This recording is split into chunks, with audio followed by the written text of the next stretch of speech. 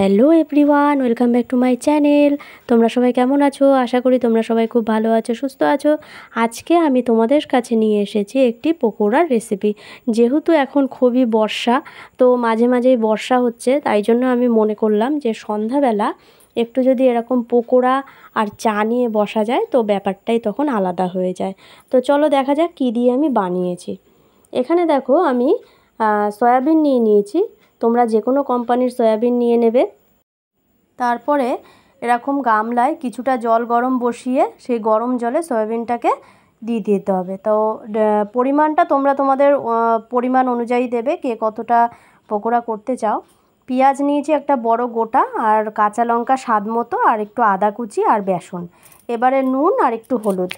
আর এর মধ্যে দিয়ে দিচ্ছি আমি 2টো ডিম। তো তোমরা চাইলে একটা ডিমও দিতে পারো। আর এখানে 2টো ডিম দিয়ে যে সেদ্ধ করা সয়াবিনটা আমি সেদ্ধ করে রেখেছি, সেই সয়াবিনটাকে আমি ভালো করে চিপে নিয়েছি। চিপে জল ঝরিয়ে নিয়ে সেই সয়াবিনটাকে আমি এই বেসনের মধ্যে আমি দিয়ে দিলাম।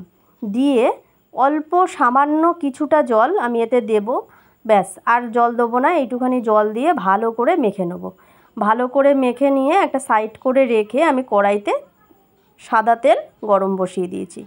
তো তেলটা একটু গরম গরম হয়ে এসেছে, তখন আমি 2 চামচ তেল নিয়ে ওই মিশ্রণটার মধ্যে একটু মিশিয়ে দিয়েছি। তো শুনেছি যে এরকম গরম তেল দিলে নাকি পকোড়াটা ভালো হয়, তাই। তো তারপরে আমি সেই গরম তেলের মধ্যে একে একে পকোড়াটা ছেড়ে দিলাম। দিয়ে কিছুক্ষণ পরে খুন্তি দিয়ে আস্তে আস্তে উল্টে দেবো।